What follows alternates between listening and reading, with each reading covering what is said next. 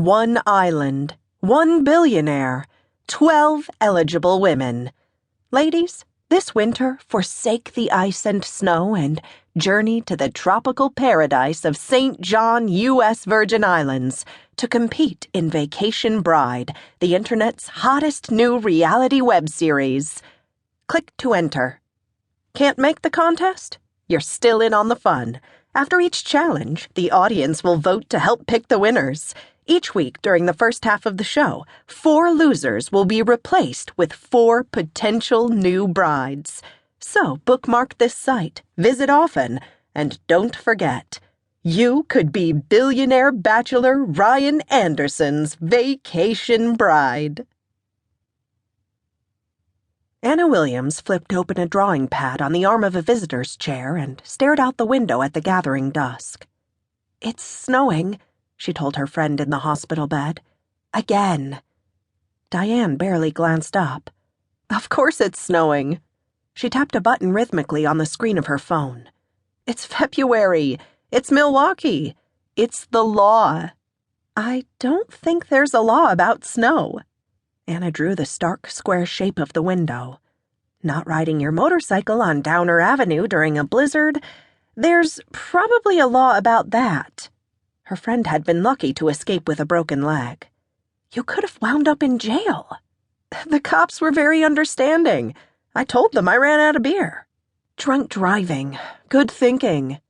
A streetlight sizzled in a halo of steam. Anna sketched it with faint strokes of her pencil. "If you said you'd robbed a bank, there might have been trouble." "Ha ha." Stark wires gleamed above the half-empty hospital lot. Anna swept a line over the page. "Anyway," Diane continued, "I didn't tell the cops I'd been drinking. I said I had to celebrate winning a spot on Vacation Bride." "I see." Anna shaded wings of frost inside the window pane. "You lied." "It wasn't a lie. It was a premature truth. There's still half an hour to get into the contest. Which reminds me, we're entering on your phone, too." Diane held out her palm. "Gimme." Anna closed the sketchbook and surrendered her phone. She didn't mind spending the afternoon with her friend, although she couldn't really afford to cancel her private swimming students.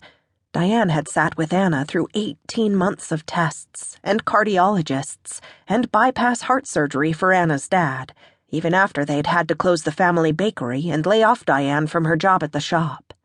Successful surgery. Anna tapped her knuckles against the wood frame of the chair. "Daddy's fine. If only the snow would let up. If only spring would come so he could get outside and play a few rounds of golf. The doctors wanted her dad up and walking, but icy weather kept him indoors." "It's on! Vacation Bride!" Diane's tablet was propped open to the contest website. "They're showing clips from the series while they pick the last 4 women." She clutched both phones, entering the contest with her thumbs. Anna scooted her chair close to the bed. For 3 weeks, she and Diane had watched the live stream of Vacation Bride women making fools of themselves on the internet, eating bugs, carrying stacks of coconuts on their heads, battling to become the bride of Ryan Andersen, the show's handsome billionaire bachelor. Tonight, Vacation Bride would select the last women to join the contest at the Paradise Resort in the U.S. Virgin Islands. There'd be 3 more weeks of competition, and then, assuming Ryan and one of the women fell in love, a magnificent wedding. Tap, tap. Diane hit enter over and over on both phones.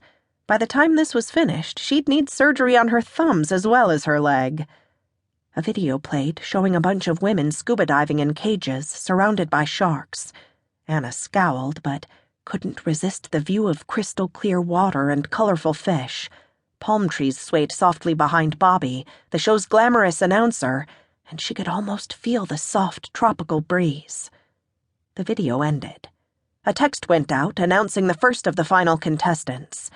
Anna had to admit it was great publicity, adding women while the show was in progress. She held her breath. Nothing happened. Anna sighed softly. "Those cops are going to come back and arrest you," she told Diane. "Anyhow, I don't see why you're still entering. You can't compete with a broken leg." "It's destiny." Her friend resumed tapping. "I've got a premonition.